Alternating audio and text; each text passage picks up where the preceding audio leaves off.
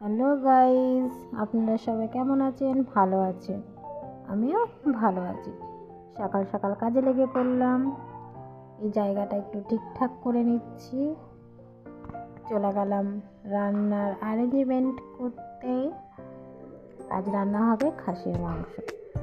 সমস্ত কিছু মশলাপাতি রেডি করে মিক্সিতে দিয়ে দিলাম।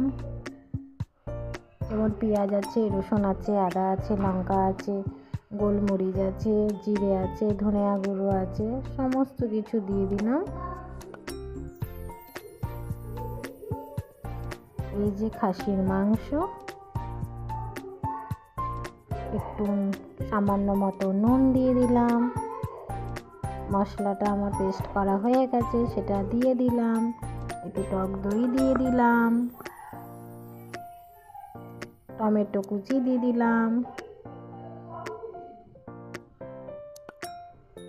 এবার ভালো করে মেখে নিতে হবে। যত ভালো করে মাখবেন মাংসের স্বাদ ততটাই বেশি হবে। দেন আমরা গ্যাসটা জ্বালিয়ে কড়াইটা বসিয়ে দিলাম।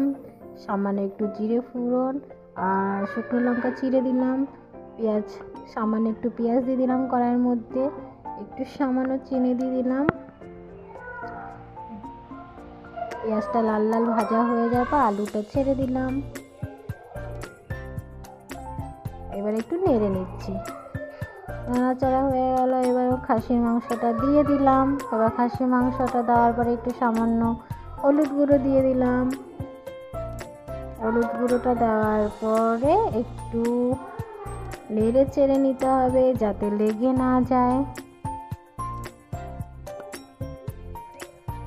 একটু কাশ্মীরি লঙ্কা গুঁড়ো দিয়ে দিলাম, কালারটা যাতে সুন্দর হয়। দেখুন কালার কত সুন্দর হয়েছে। কষানো হওয়ার পরে প্রেসার কুকারে দিয়ে দিলাম যেহেতু খাসির মাংস, আলুটাও দিয়ে দিলাম।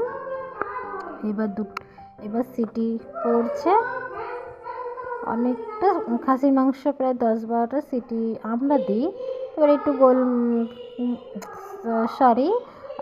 গরম মশলা গুঁড়ো দিয়ে দিলাম। হয়ে গেছে আমাদের